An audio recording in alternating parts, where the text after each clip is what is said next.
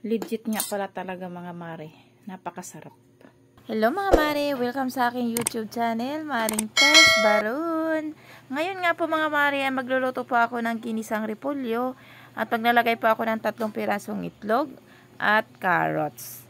Ito na nga po ang aking sibuyas bawang at kamatis.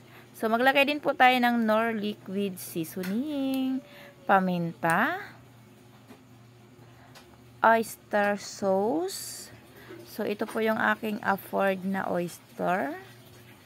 So, igagaya ko lang po ang aking sibuyas bawang. Gagayatin ko lang po. Igagaya ko na po itong lahat ng aking mga lulutuin.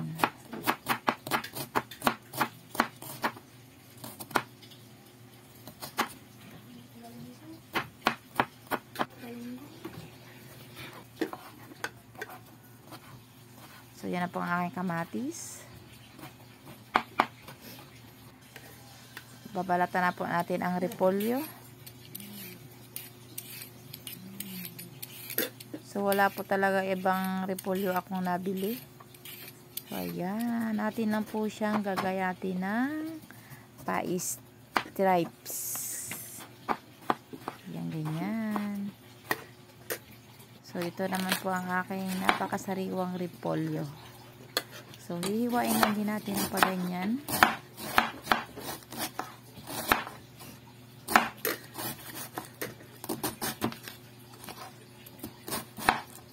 Ngayon po ay natapos na nga po. Ayan. Napakasarap tingnan. So, maglagay po tayo ng kaunting margarine sa ating kawali. At syempre, mag-a-add po ako ng kaunting mantika. So, nilagay ko na po ang aking sibuyas.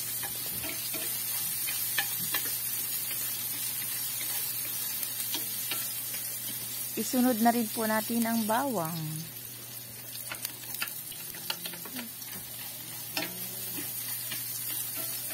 Pagkatapos po, ay ilagay na rin po natin itong ating kamatis.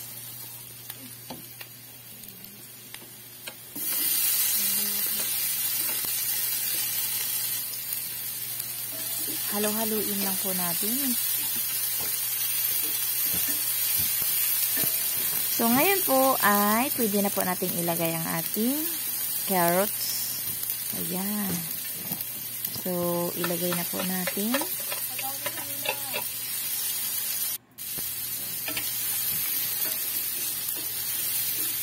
Halo-haluin lang po.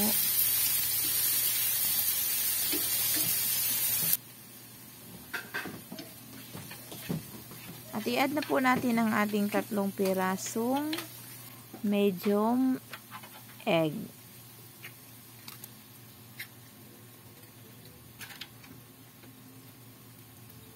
Direct na po natin dyan sa ating kawali.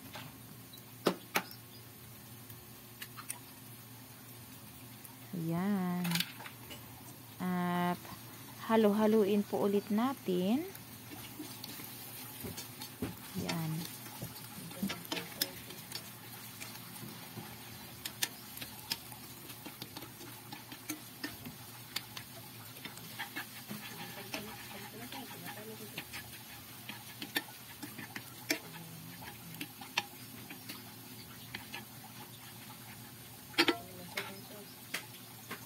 Ipi-prepare naman natin ngayon itong ating paminta, oyster sauce, at Knorr liquid seasoning. So, paghahalo-haluin ko na po itong 3 sangkap at ang aking asin. So, ayan. Mag-add po tayo ng kaunting salt.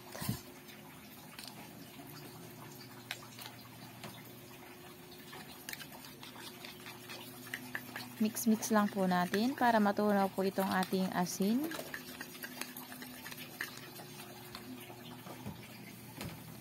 So, ilagay naman po natin ngayon dito ating repolyo at ang ating mga tinimpla na sauce. Mix-mix lang po natin para mag-combine ng maayos ang ating mga tinimpla na sangkap. Ayan, para ma-mix talaga siya ng maayos.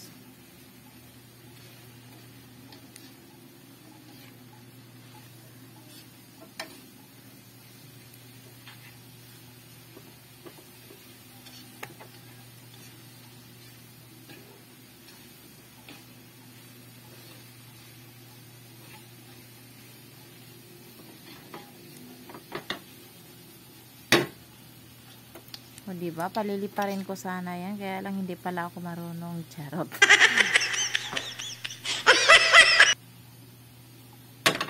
Yung flying saucer, diba? Ganun. Joke lang. So, mag-a-add po tayo ngayon ng paminta. So, dahil gusto ko po siya medyo may malasahan akong medyo maanghang na kaunti. So, ayan. Mag-a-add po ako ng black pepper. Alright, okay na po ito. Atin na pong hahanguin. Titikman natin. Napakasarap. Legit nga pala talaga mga mare. Napakasarap. Napakasarap niya. So, ito po ay ginisang repolyo na may carrots at itlog.